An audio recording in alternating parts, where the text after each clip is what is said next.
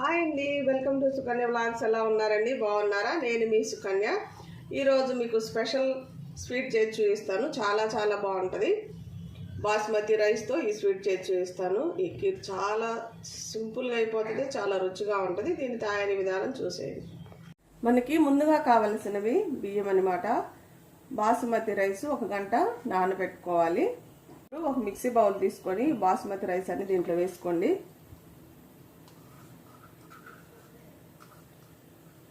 మనం ఇంట్లో ఉన్న వారిని బట్టి క్వాంటిటీ ఎక్కువ పెంచుకోండి బియ్యాన్ని. ఇదైతే నలుగురికి కరెక్ట్గా సరిపోతుంది. పచ్చి కొబ్బరి అనమాట. పైన ఉన్న ఈ నలుపు అంతా తీసేసి 1 కప్పు పచ్చి కొబ్బరి ముక్కలు తీసుకోండి.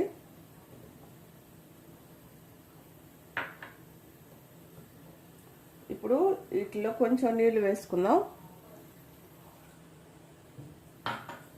1 టీ గ్లాస్ నీళ్లు వేసుకొని మెత్తగా బియ్యాన్ని కొబ్బరిని మెత్తగా పేస్ట్ లాగా చేసుకోవాలన్నమాట. మిక్సీ పట్టుకుందాం. ఇప్పుడు చూసారు కదా, మనం ఇలా మెత్తగా మిక్సీ పట్టుకున్నాం అనమాట. ఇప్పుడు మనం దీన్ని ఒక బౌల్లోకి తీసుకుందాం.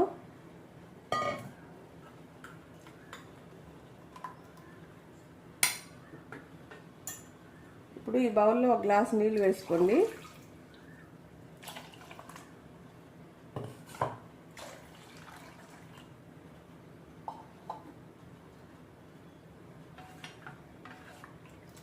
చూసారు కదా, ఇప్పుడు దీన్ని మనం స్టవ్ మీద పెట్టుకొని ఉడికించుకోవాలన్నమాట. మనం దీన్ని స్టవ్ మీద పెట్టి ఇలా తిప్పుతూ మధ్యలో తిప్పుతూ ఒక 10 నిమిషాల దాకా ఉడికించుకుందాం. ఉండగడుతుంది అనమాట. మనం బియ్యం వేసాం కదా,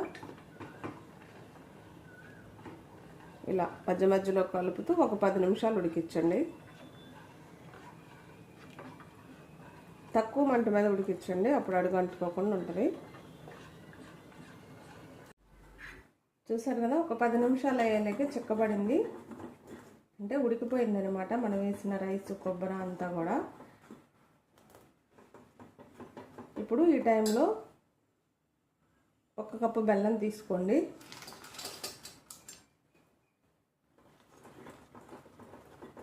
ఈ బెల్లాన్ని కూడా బాగా కరగనిద్దాం. కొంచెం స్వీట్ ఎక్కువ తినేవాళ్ళు 1 కప్పు తీసుకోండి. ఇలాంటి కప్పుతో మనం దీంట్లో 1/2 కప్పు దాకా బియ్యాన్ని నానేసాం కదా, ఖచ్చితంగా 1 కప్పు బెల్లం సరిపోతుంది. కొంచెం స్వీట్ తక్కువ తినేవాళ్ళు 1/4 కప్పు బెల్లం వేసుకోండి. అలానే 1 చిటికెడు ఉప్పు వేసుకోండి. ఈ బెల్లాన్ని బాగా కరగనిద్దాం. బెల్లాన్ని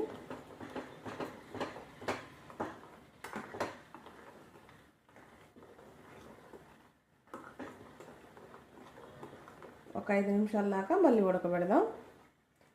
ఈలోపు మనం ఇంకో స్టవ్ మీద జీడిపప్పు వేయించుకుందాం. మనం ఇప్పుడు ఇలాంటి చిన్న బాండీ పెట్టుకుని కొంచెం నెయ్యి వేసుకుందాం. చూసారు కదా, నెయ్యి ఎంత బాగుందో, పూసగా. ఇది హోమ్ మేడ్ నెయ్యి అనమాట.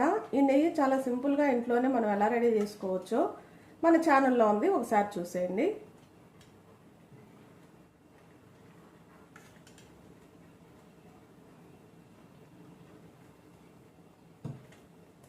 ఇప్పుడు ఈ నేతిలో మనం కొన్ని జీడిపప్పు వేసుకొని వేయించుకుందాం.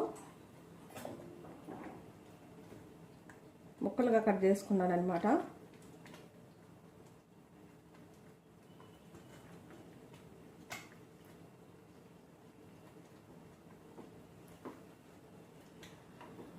కొంచెం వేగితే చాలు, ఎందుకంటే మరి నల్లగా అయిందా కొంచెండి.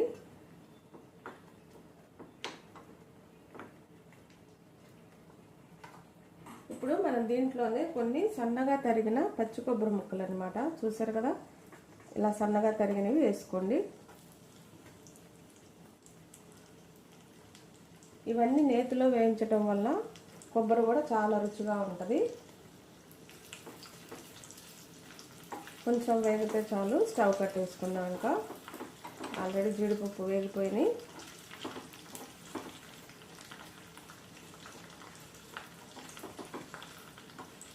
స్టవ్ కట్టేసుకున్నాం. బెల్లం అంతా కూడా కరిగిపోయింది. చూసారు కదా, స్వీట్ రెడీ అయిపోయింది. మనం బాగా కలుపుతూ ఉండాలి, లేదంటే ఉండలు కడుతుంది. ఇప్పుడు దంచిన యాలక ఒకటి వేసుకోండి. ఇక మనం స్టవ్ కట్టేసుకోవాలన్నమాట. కట్టేసుకున్నాక కాచి చల్లార్చిన పాలు, చిక్కని పాలు ఒక గ్లాస్, అర గ్లాస్ దాకా వేసుకోండి. చూసారా, ఇలా పెద్ద గ్లాస్తో ఒక అర గ్లాస్ పాలు వేసుకోండి. పాలు కొలత ఏమి ఉండదు, మన ఇష్టం. నేనైతే కొంచెమే చేసాను కాబట్టి ఒక అర గ్లాస్ పాలు వేసాను. చూసారు కదా.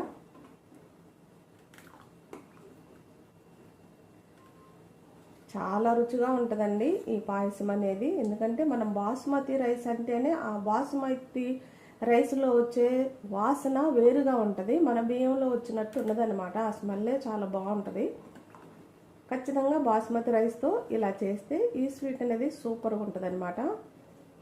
ఇప్పుడు మనం ముందుగానే నేతిలో వేయించి పెట్టుకున్న ఇవి వేసుకుందాం. చూసారు కదా ఈ పాయసం ఎలా ఉందో. మనం బెల్లంతో చేసాం కదా, అంతేకాదు బెల్లము, అలానే కొబ్బరి, పచ్చి కొబ్బరిలో వచ్చిన పాలు, ఇవన్నీ కూడా హెల్త్కి ఎంతో మంచిదండి. ఇది ఇలా వేడిగా కాకుండా పిల్లలకి ఫ్రిడ్జ్లో పెట్టి, పిల్లలైనా పెద్దలైనా ఫ్రిడ్జ్లో పెట్టుకొని తినేసేయండి చల్లగా.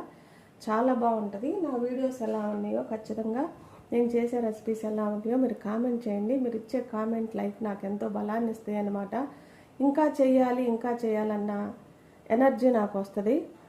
కంపల్సరీగా కామెంట్ చేయండి. నా వీడియోస్ కానీ మీకు నచ్చినట్టయితే లైక్, షేర్, సబ్స్క్రైబ్.